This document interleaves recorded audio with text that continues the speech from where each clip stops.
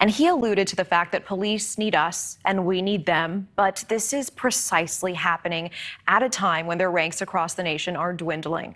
In San Diego, they're calling it a mass exodus. Police are quitting by the hundreds there. In fact, last year, the police force lost 240 officers. Right now, the city is 300 officers short of what it needs. In hopes of attracting more recruits, the city is boosting pay by 10%, but is a little extra money enough to really make a difference? The trend is not just in San Diego, it's across the nation. In New York, we are only halfway through the year, and more officers have retired from the NYPD so far than they did in all of 2020 or 2021. Now, Sergeant Jared Wilson is the president of the police union in San Diego, and he joins us now. Sergeant Wilson, thank you so much for being here. Good evening. Thank you for having me on. You know, there are some real ramifications to this, right? For a high priority call to 911, say a burglary, gunshots fired, or violence, how many minutes is the response time in your area now?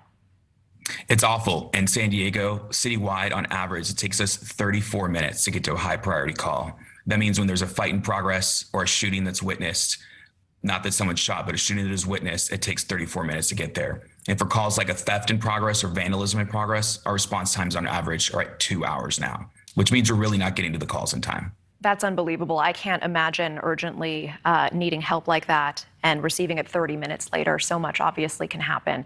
And Sergeant, police work really has been called a calling, right? So why don't police officers want to be police officers anymore?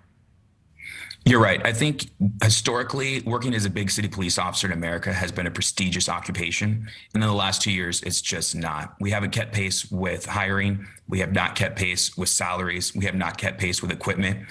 And our officers are being attacked in big cities, quite frankly, literally. For 6 months in 2020, they were attacked after some riots here in San Diego, which is historically a very moderate city where we haven't seen that before. And they can go to suburbs throughout the country and feel really the support of smaller communities and middle-sized towns that have more funding, that pay their officers well.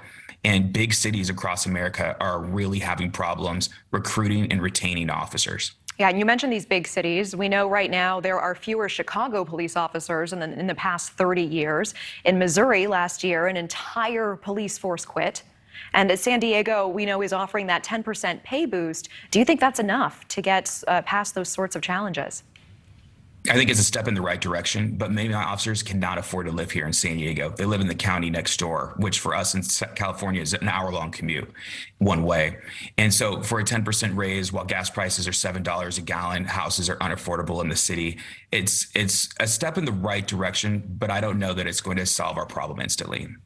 And Sergeant Wilson, I do want to get your insight into this. In the wake of the mass shooting in Highland Park, we know police went to Cremo's house before. They were called there allegedly because he was threatening to kill his family. And so there are questions being asked now. We often hear after a shooting that the shooter was known to local police. Why didn't local authorities do more? Why were they not able to do more? Do you think that criticism like that is fair, or what challenges are local police facing right now?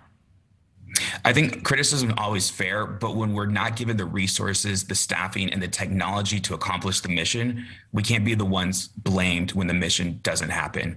And so we need to give our local police officers the resources. We need to have officers in our schools to protect our children and to build trust with the community. And when we're only going to 911 calls and going to emergencies, we can't build that community trust. We can't proactively prevent crime.